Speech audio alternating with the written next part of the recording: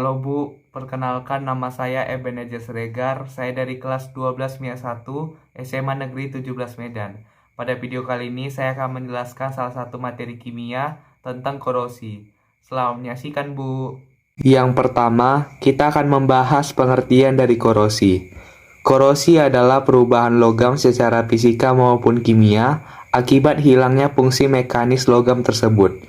Logam seperti besi bisa mengalami korosi jika bersentuhan dengan senyawa asam, air, dan mengalami perubahan suhu dalam jangka waktu yang cukup lama dan secara terus-menerus. Yang kedua, kita akan membahas terbentuknya korosi.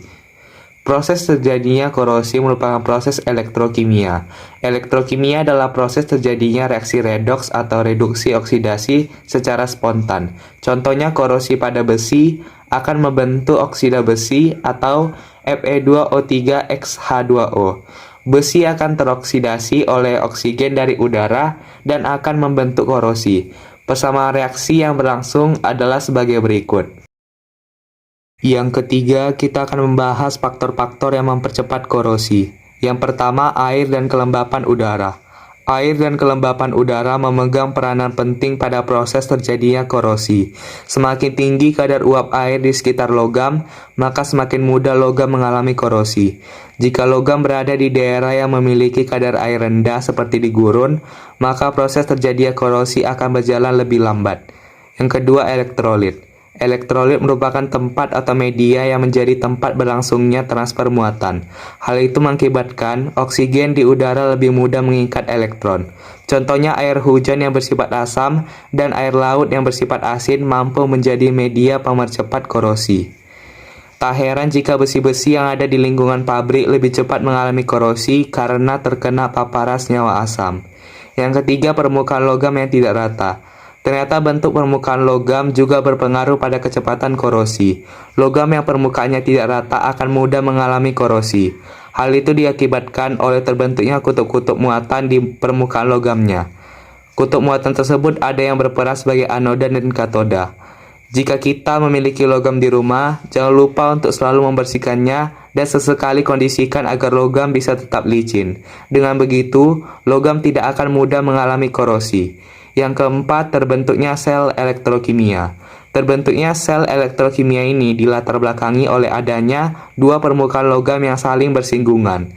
Jika permukaan logam yang bersinggungan memiliki perbedaan potensial elektroda, maka akan terbentuk sel elektrokimia. Saat terbentuk sel elektrokimia, logam dengan potensial elektron lebih rendah akan melepaskan elektron sehingga terjadinya oksidasi. Oksidasi inilah penyebab utama korosi. Dan yang terakhir, kita akan membahas pencegahan korosi. Yang pertama, usahakan logam tidak mengalami kontak langsung dengan udara luar. Caranya dengan membuat lingkungan di sekitar logam bebas oksigen, yaitu mengalirkan gas karbon dioksida. Yang kedua, dengan melakukan pengecatan. Melalui pengecatan, permukaan logam tidak akan bersinggungan langsung dengan udara luar yang mengandung oksigen dan uap air. Dengan demikian, logam tidak akan mudah mengalami korosi. Yang ketiga, menggunakan electroplating, yaitu melapisi permukaan logam secara elektrokimia. Permukaan logam yang akan dilapisi berperan sebagai katoda, sedangkan pelapisnya dalam hal ini berperan sebagai anoda. Contoh electroplating ini bisa kita lihat di badan mobil. Sebenarnya badan mobil itu terbuat dari besi atau baja. Badan mobil tidak akan berkarat karena badan mobil sudah dilapisi dengan logam lain yaitu krom, sehingga terlihat lebih indah dan mengkilap. Yang keempat, pengorbanan anoda atau perlindungan katoda, yaitu cara untuk mencegah korosi dengan cara mencegah terbentuknya sel elektrokimia. Perlindungan katoda atau pengorbanan anoda dilakukan dengan cara menyambungkan logam yang akan dilapisi dengan logam yang memiliki potensial elektroda lebih kecil.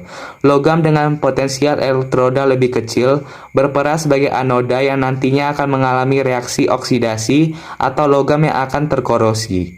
Selama logam pelapis atau anodanya masih ada, logam yang dilapisi katoda tidak akan mengalami korosi. Itulah mengapa reaksi ini disebut pengorbanan anoda atau perlindungan katoda. Yang kelima, membuat paduan atau alloy dengan cara mencampurkan besi dengan logam lain yang tahan korosi seperti nikel atau krom. Campuran ini dikenal sebagai baja stainless. Demikianlah dari penjelasan video tentang korosi. Mohon maaf jika ada kesalahan kata, Bu. Sekian dan terima kasih, Bu.